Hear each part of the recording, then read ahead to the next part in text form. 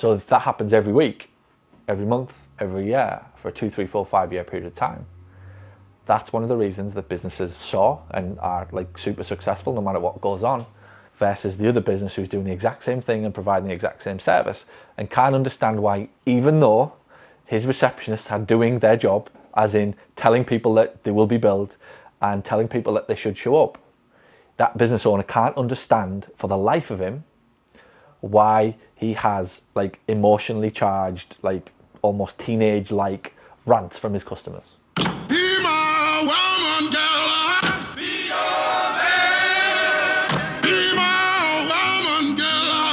Be your man. Be my woman, girl. Be your man. Every $100, we gotta make that money.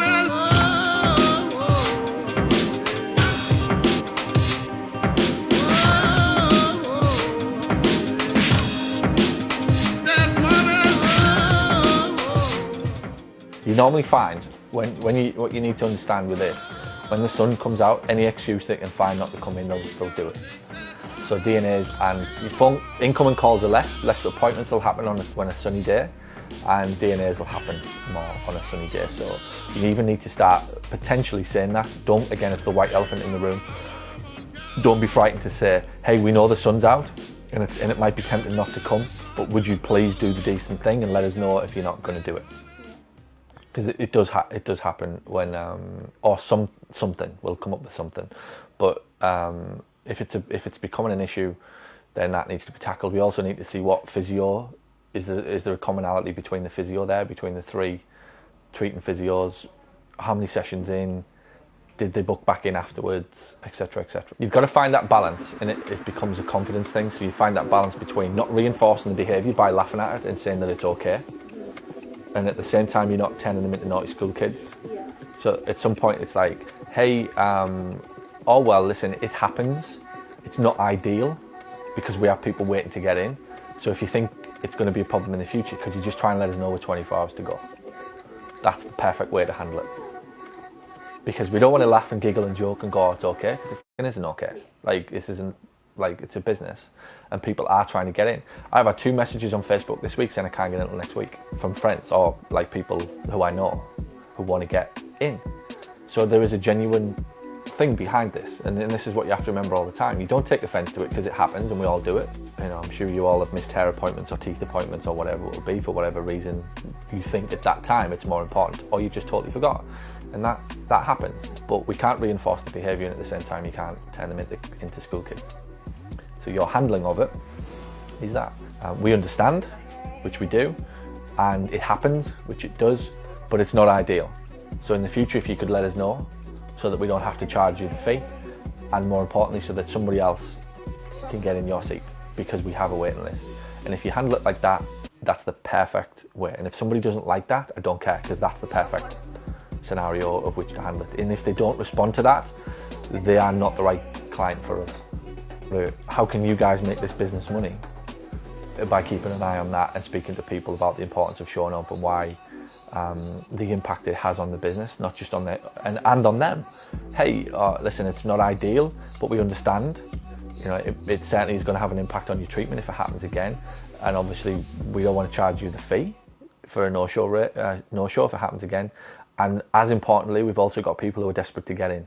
So there's 3 reasons there for you to communicate the benefits of them showing up. Make sense? Benefit number 1, if they miss treatments, they impact their program, because we've designed a program for them that says 2 sessions, 2 sessions, 2 sessions. And if you start to miss that, would you miss, if the doctor said take these antibiotics 3 times a day for 7 days? It would be like missing a day. Fine, you might be all right at the end, but the chances of infection coming back have now increased because you haven't taken that day's supply. You haven't built up the immunity in the way that was prescribed. So if we miss a day, it's like you missing all day Tuesday for your antibiotics. Now, sure, there's still a very good chance that you're going to recover and you're not going to get the infection, but you put yourself at risk of the infection coming back by missing that day.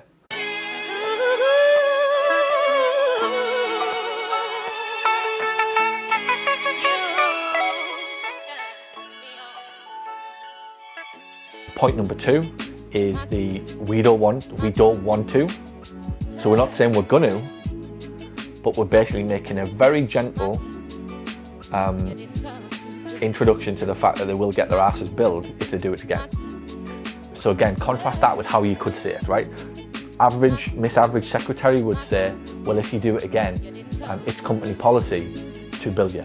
Like, if I'm having a bad morning at 9 o'clock and my kids have been screaming, like, the last thing that I want to hear, like, you're getting it both barrels back. If you're lucky.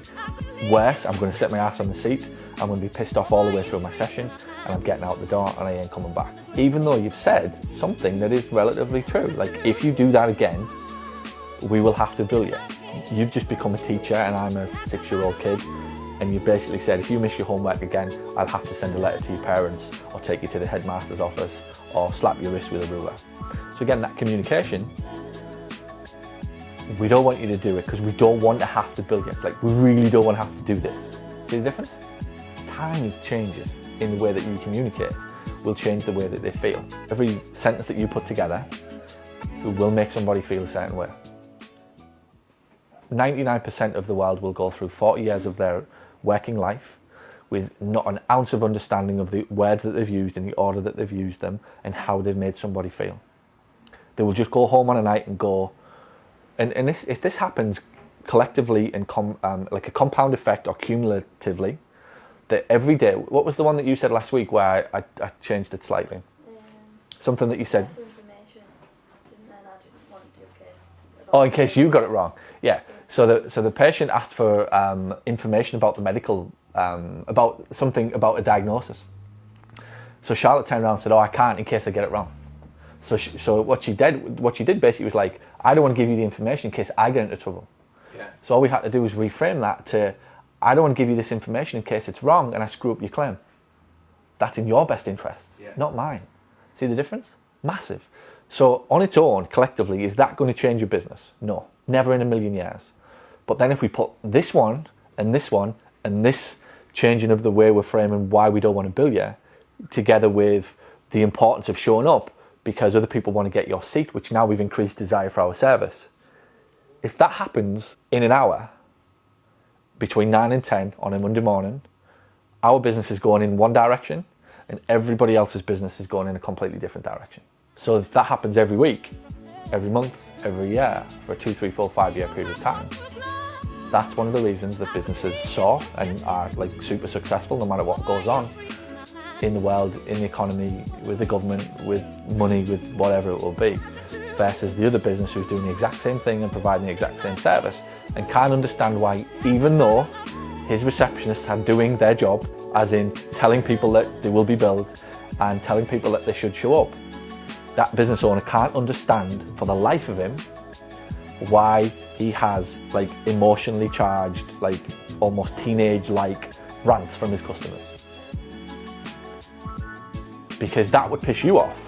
If you were working here after 3, 4, 5, 6 months and you were coming in every single morning to a customer that no matter what you said, push back, right? And then you go home on the night, right, to your boyfriend or whatever and go, fucking hate going to work there. Customers are awful. Customers, like, they just push back on everything that we say. Like, can you believe that somebody didn't show up and then like we told them we were going to bill them and they just weren't happy about it? Like, this is going on every single day, everywhere, in every business all over the world. It's a failure from the guy, from the top down, to understand what the hell's going on. So if we keep doing it, you get a customer that's charged emotionally, negatively, perception changes, emotion changes. You have a staff member who then views customers as being like a pain in the ass, who like works in an organisation and thinks, oh, I love my job but the customers are whatever, or I love my job but the boss is whatever. So you have this whole fucking, like, it's like a volcano just ready to go off, and it's just getting bigger and bigger and bigger, and all of a sudden it'll just blow.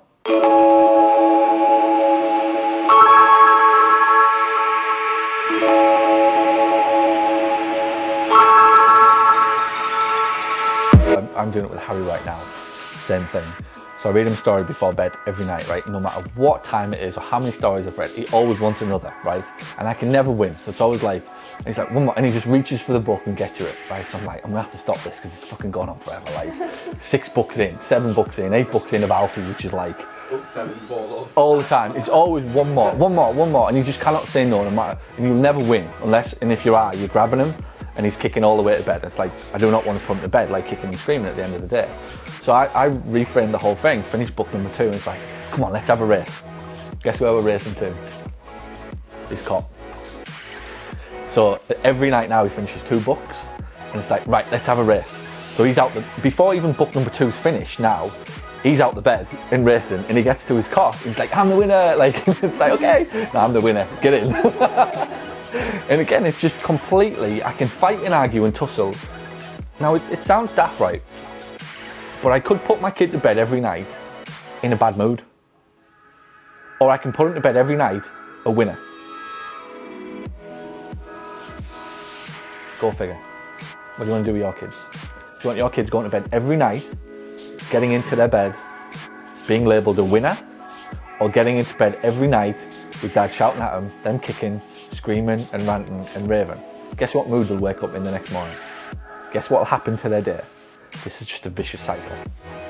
They get to 80 and then they're off. And people will get to the end of their life and are literally like, was that it?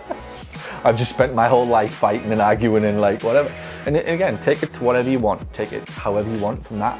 That's how you can change the whole, feeling and narrative. And now it's a fun time when he, it's great reading him his books, but it is cool having that race. And I didn't even realise the thing about the winner, how that would impact him. But when he got to his cot and he started to do it, it's like, yeah, I was like, fuck. He's already starting to subconsciously label himself as a winner. Like every night now, that's like the most important thing. It's like, I want him to win, like to have accomplished something. And it's the last thing that he remembers. And then he gets into his bed and he wakes up the next morning and day goes off again. So it's interesting stuff. You can fight and you can argue, and you can tussle and you can put your energy into whatever you want, or you can just get off the path and go the other way.